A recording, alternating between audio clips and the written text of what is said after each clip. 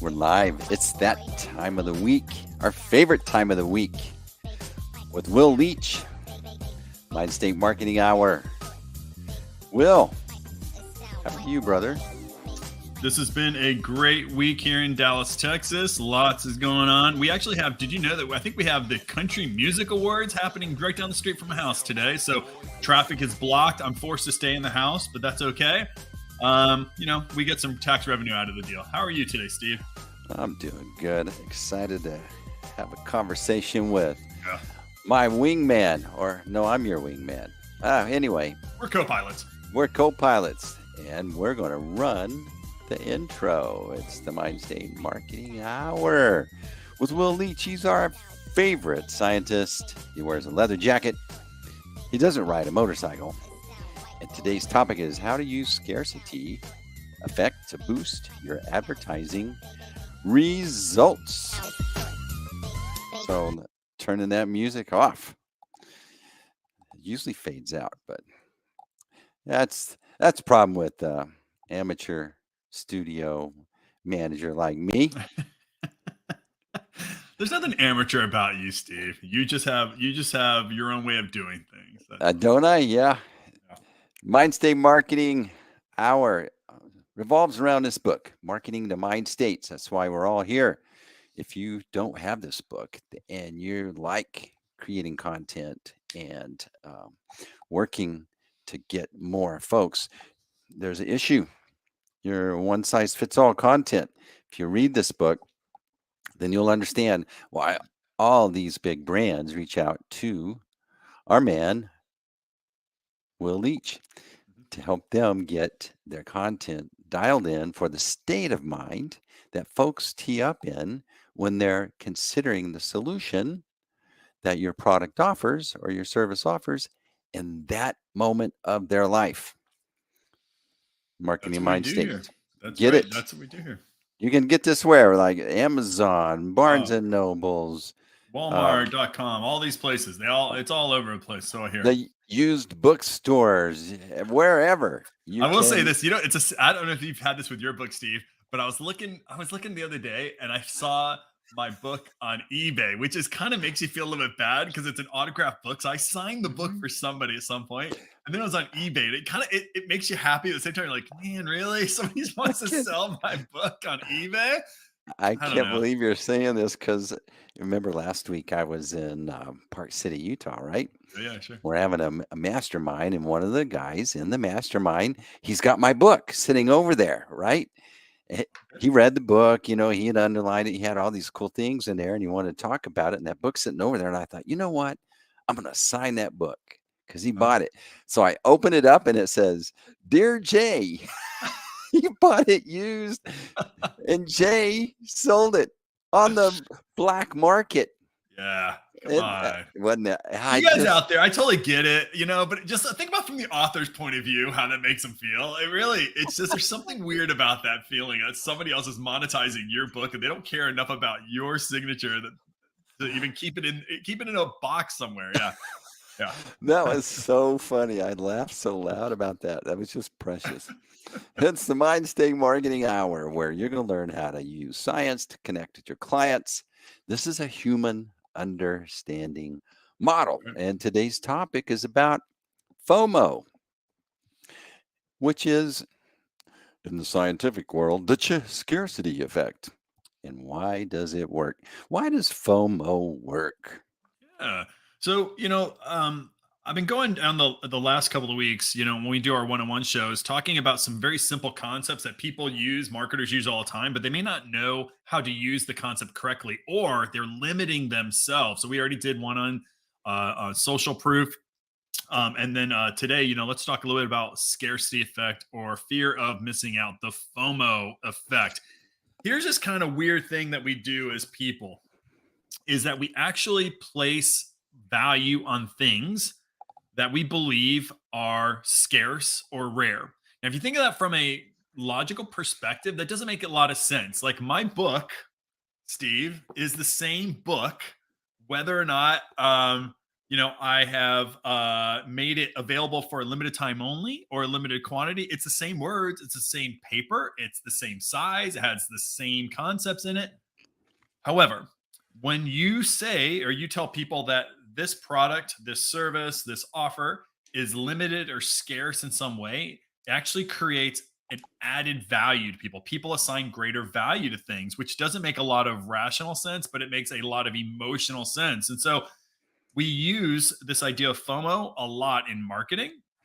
And like I said, you can create greater value for your products, services, brand without doing anything different except for limiting its usage in some way. And by doing that, you can create more exclusivity for your brand and just create some excitement around your brand that people will buy on short notice. So that's what we want to talk about today.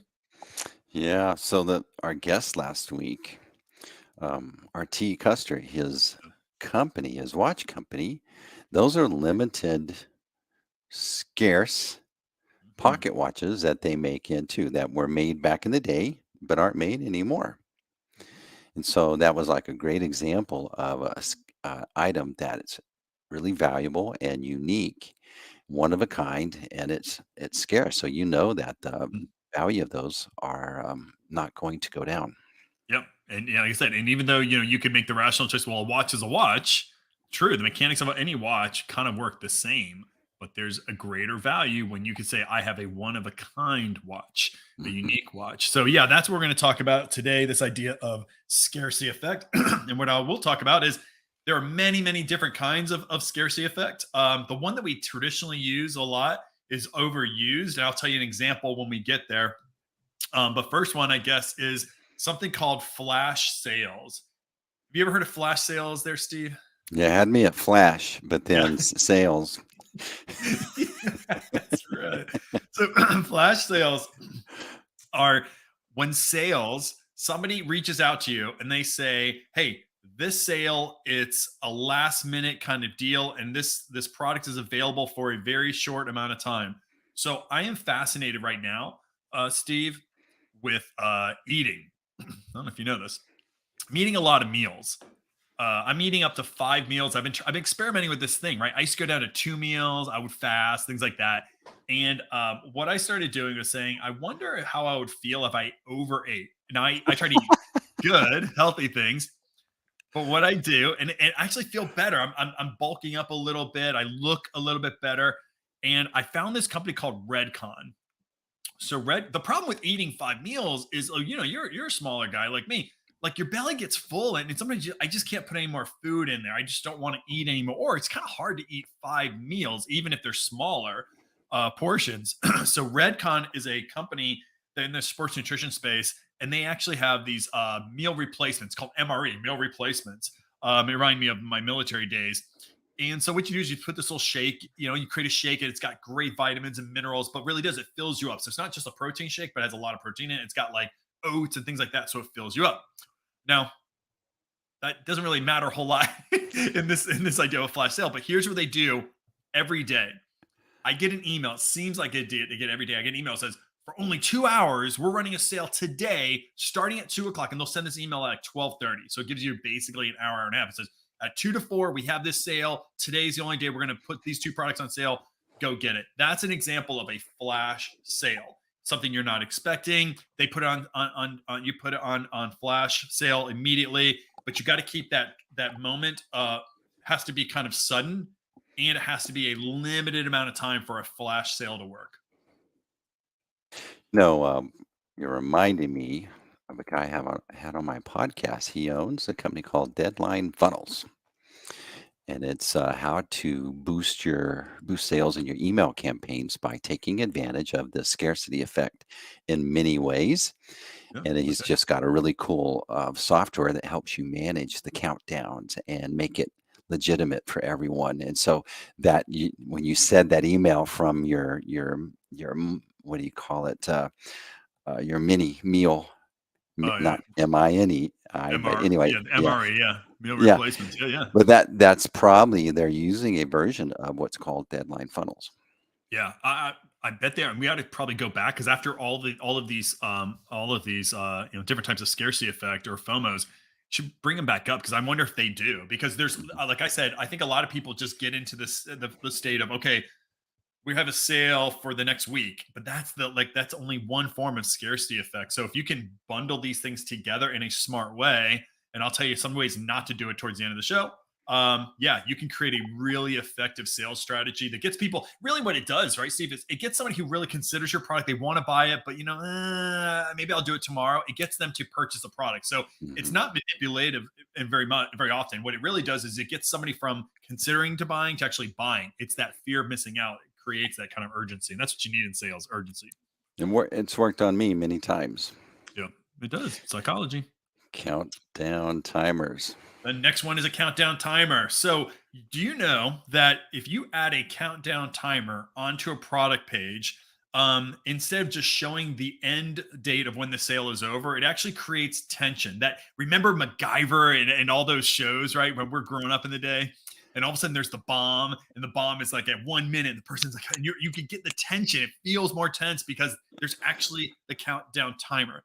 Now that is much more, that brings much more emotion and much more intensity and drama than 1 minute till bomb ends, and then just seeing MacGyver kind of playing around. It's just not as effective. Same thing with your sales, right? If you say sale ends in 2 weeks, that's not nearly as effective as having a countdown that says 13 days, 4 hours, 32 minutes, etc.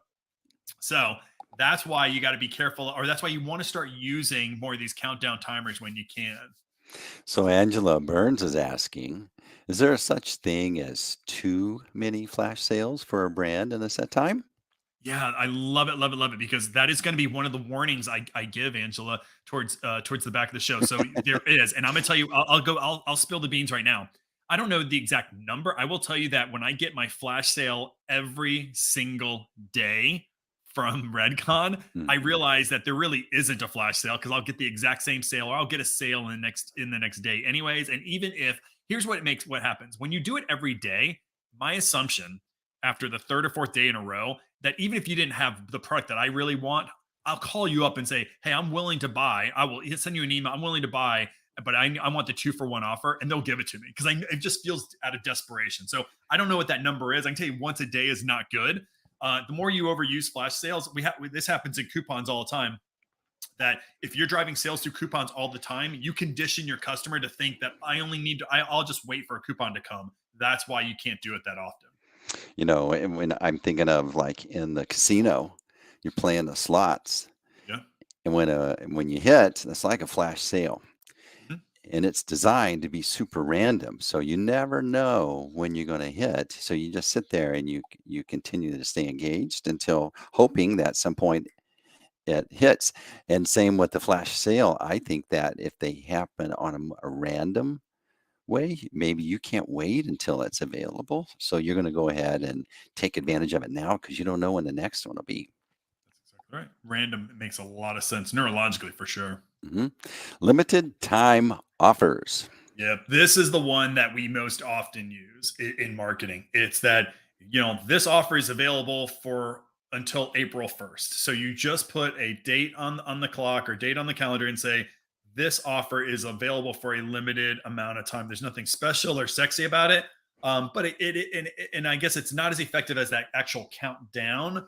But this is a classic one we use a lot to drive at least greater consideration for your product. So this is the classic. Just put a date down that says this offer is available for only this amount of time, whether it's days, or you actually just put the end date on Yeah, it's super effective. And like oftentimes I'll attend like an online presentation.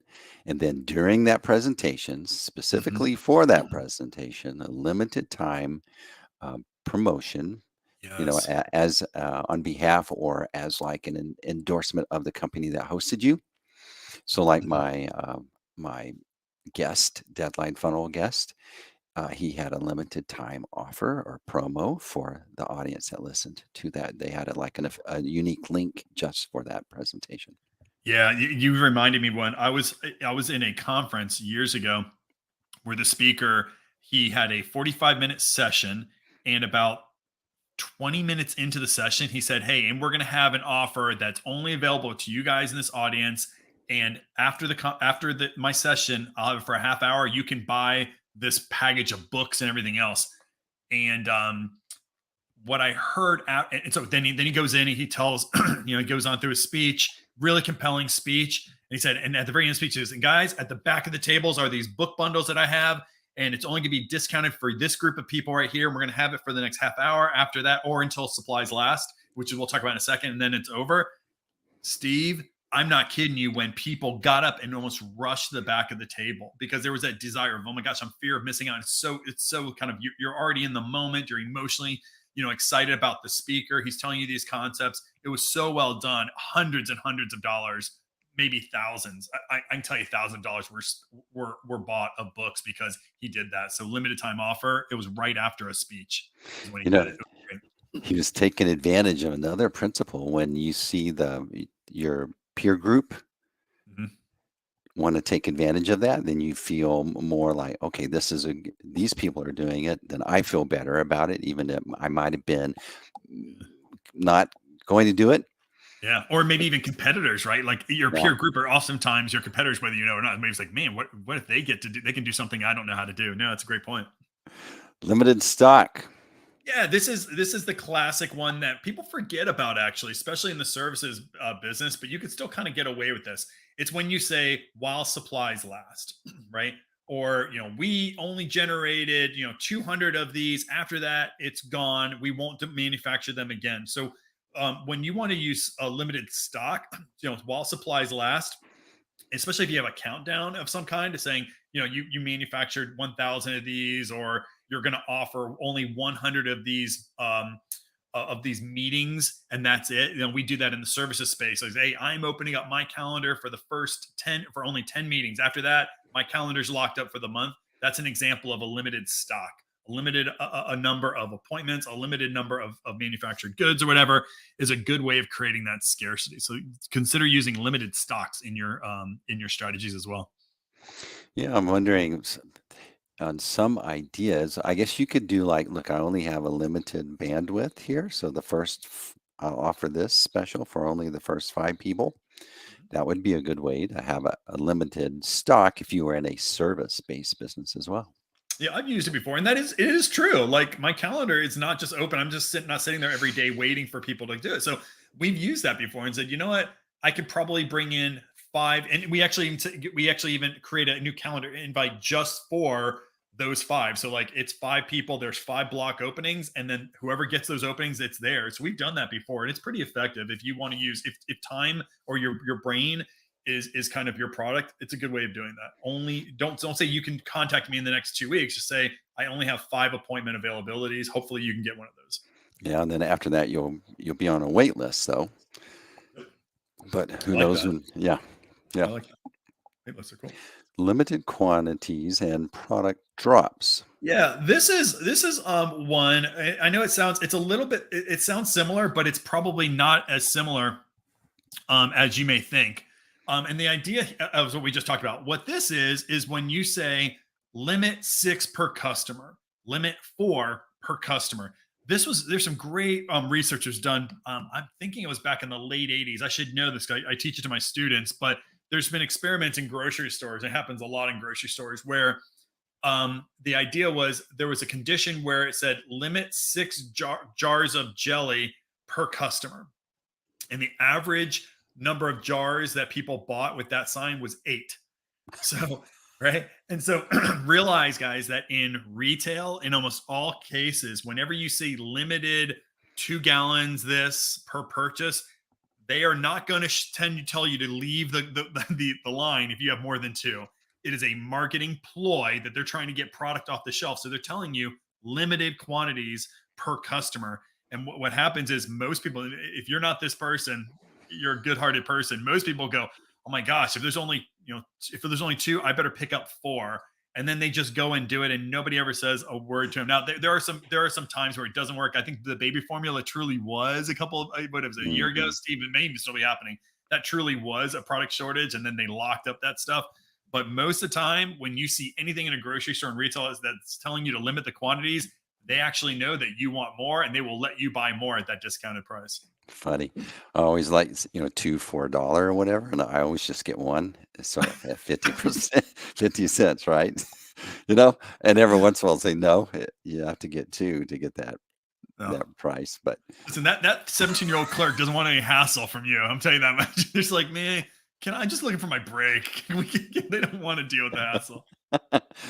Steve, you're always like going against the rules here. I know, man. So these things are very powerful and they are used, and we sometimes we dismiss applying these to our strategy, and yet they're so effective. And it's Yes. not, I don't, why is it that we're okay knowing that these are marketing tactics, but yet as a consumer, we're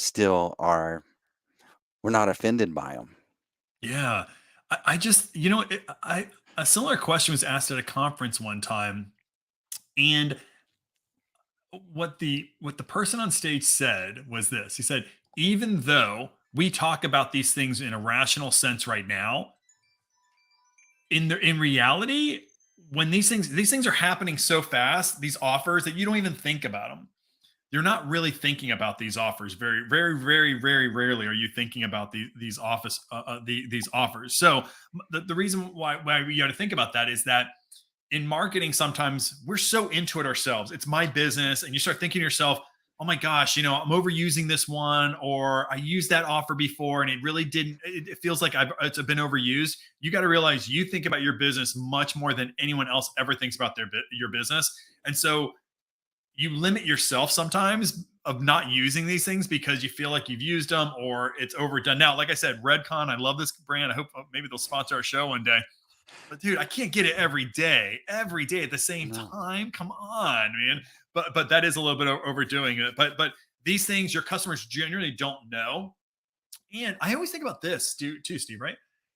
Is if you have a great product, you should never question the value or you doing these marketing tools, using Mindstate marketing.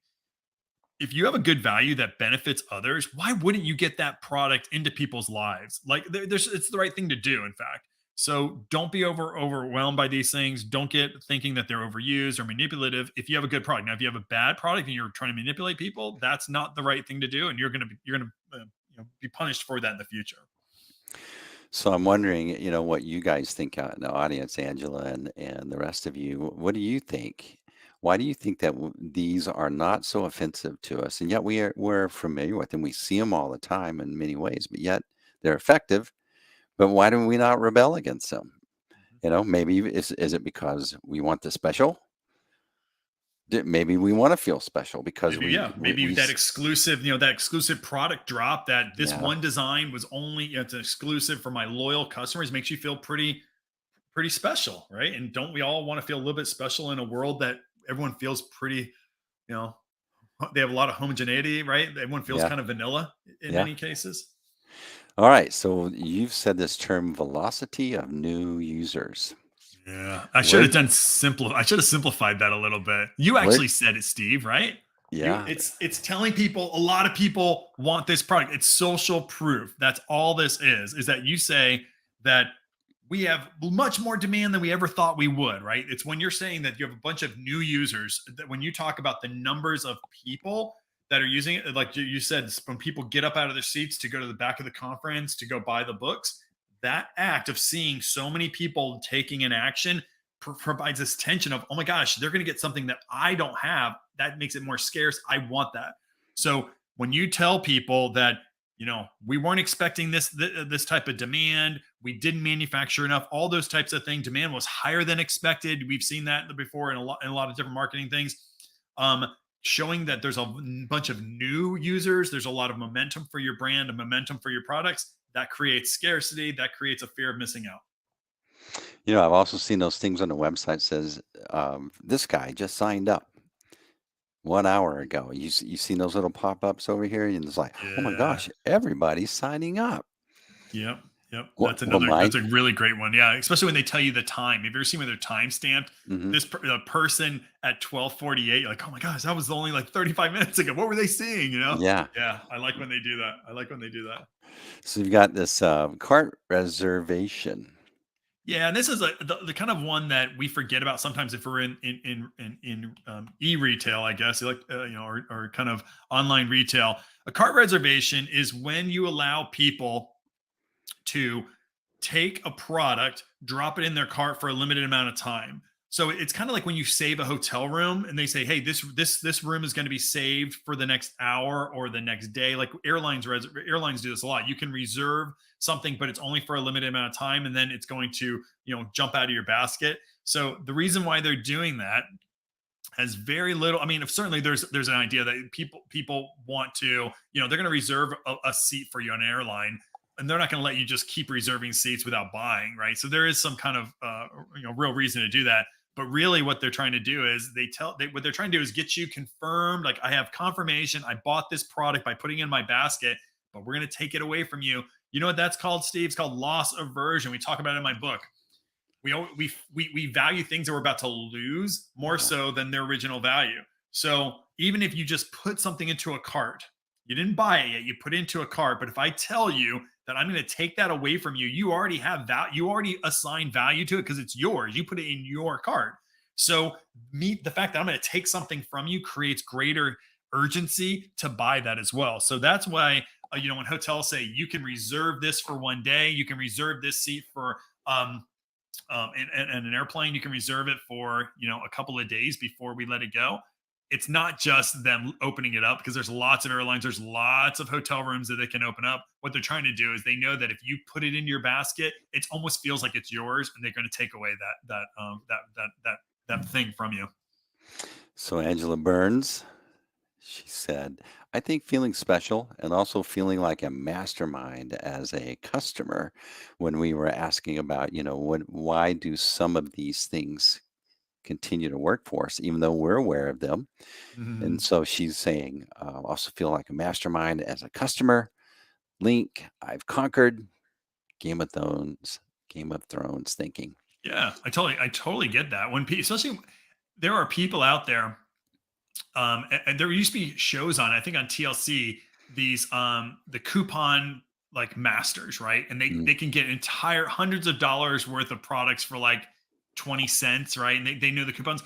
There is mastery in that, Angela. I like how you said it, like where you feel like you are incredibly special to be able to figure out how these things work and to get the lowest deal or the most exclusive product for the least amount. Um, there's a really good example um, that Costco used to do. I don't know if you knew this. I don't know if they still do it, but at least a decade ago, Costco used to do this on their website, and I think it was happening on Tuesdays. If guys fill in the blank if I'm wrong on this, but I think it was on Tuesdays. What they would do is they would drop a very unique product and hide it on their website.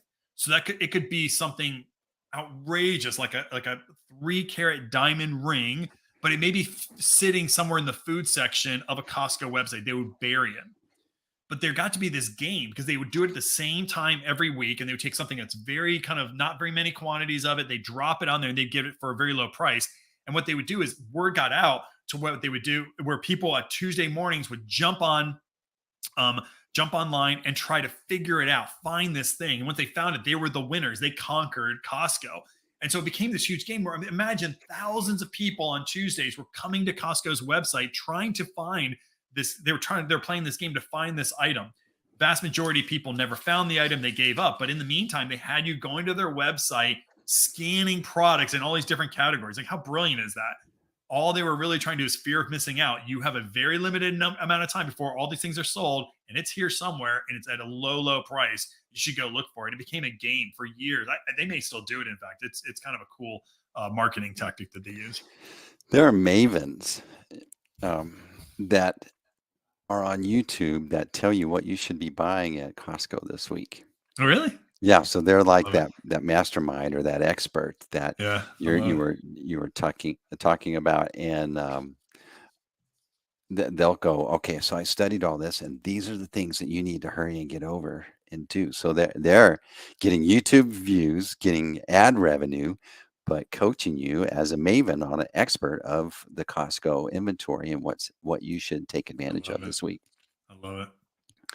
So, all right, any more common pitfalls or mistakes when using the scarcity effect? Yeah, there's three pitfalls, and we've talked a little bit about them. The first one is do not extend the deal. If you're going to use a time-based scarcity or fear of missing out, you can't extend the time longer than it's supposed to be, or you lose all authority, right? We live in a world today where transparency is vital to your business. Truth is vital to your business, because if you're not transparent, if you kind of extend the time out, then social media allows everybody to jump on social media and just tell everybody else that this was a ripoff, that they really didn't get the limited time deal, or it wasn't really that exclusive because it was actually, you said there's only 400 of these shirts made, but yet I see them all over the internet now. Or you had them the next week, the exact same shirts were on deal as well. So no matter what, do not extend the deal longer than what was advertised.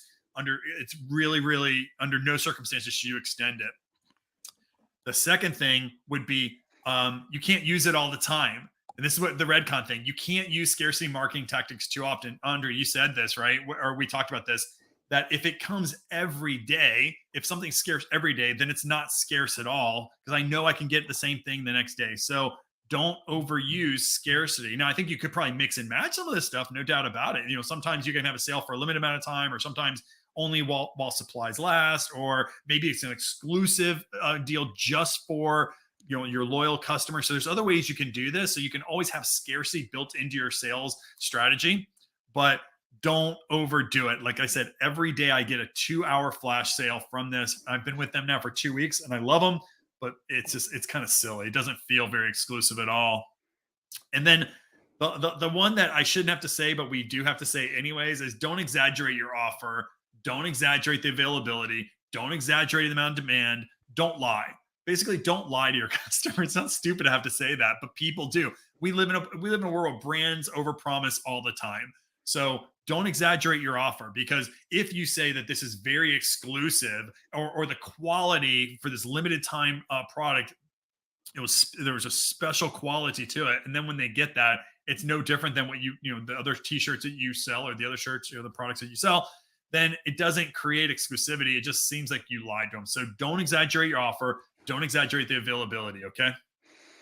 As far as being without being unethical, how can marketers use this? Yep. So I think, like we just said, the way you got to do it to be unethical, or to be ethical, is be transparent and be honest. If you want to use this, really make the product exclusive, manufacture it, only 40 of them, only give away 5 slots, and that's it for off your calendar, etc. But one thing you can do is, sometimes exclusivity, or that fear of missing out, can come from providing products that are unique to your most loyal customers. I like this idea of not only giving your unique loyal customers exclusivity of a product, but you're showing them that you really care about them, and that they won't have to miss out on this deal because they've been loyal to you. So always be honest, always be transparent, but also use kind of its exclusivity to keep people more loyal to you by giving them very exclusive deals, exclusive products, etc. So I think that's the way you can still use these things without being unethical. So it says, can you give an example of when FOMO worked well? I have an example, and then I want to hear yours. You want to hear mine first? I do, since I took a sip of water. So ChatGPT, when it first came out, it was free. But when you went to try to use it, oftentimes it said that where a lot of people are using it at the moment. Oh, yeah. So as soon as someone hops off, we'll let you on. And then when they came out with the $20 a month plan, then you get on every time you log on. Mm-hmm. So I think that was really a smart way of establishing a FOMO offer. That was an easy justification, because when you want to use it, you want to use it. And they were giving it away for free. So does that feel unethical? No, because they're having to pay for that usage. Yep. And so I was like, yeah, I'm gonna sign and get that $20 and get in there every time I need it, because I don't want to sit around and wait and come back to it. I like that. I like that a lot. I got one, but it's not nearly as recent.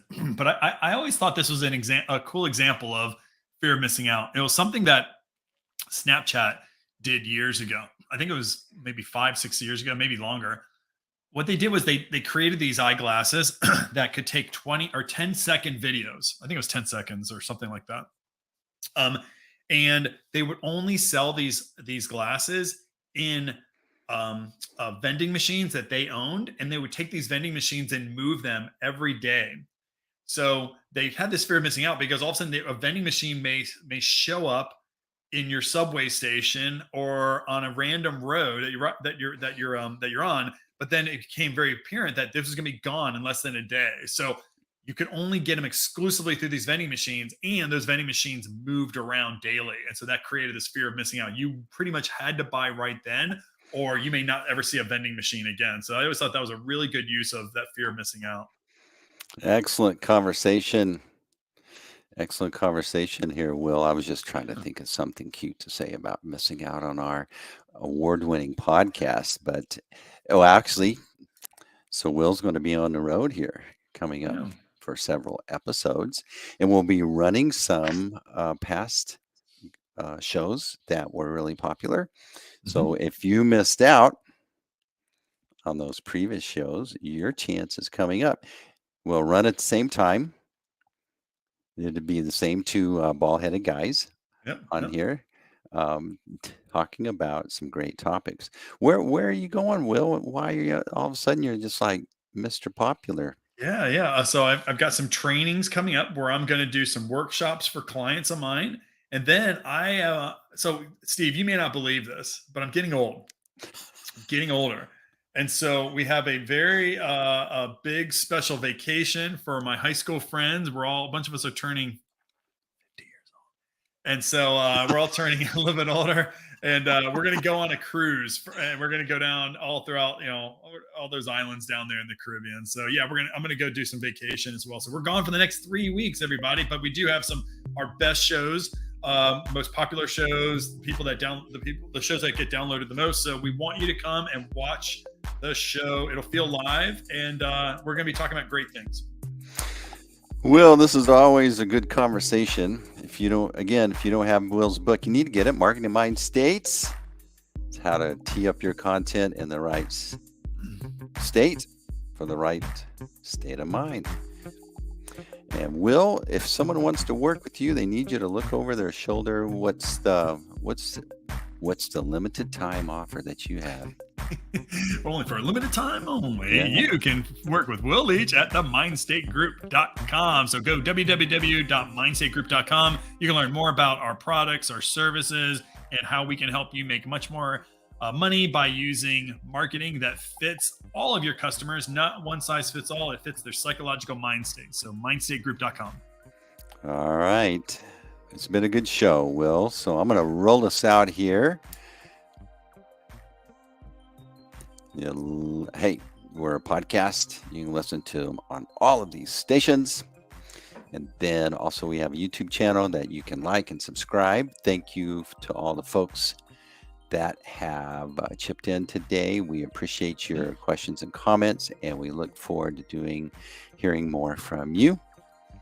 And I think that's another great episode of the award-winning top behavioral science podcast, the Mindstate Marketing Hour. And that's a wrap here.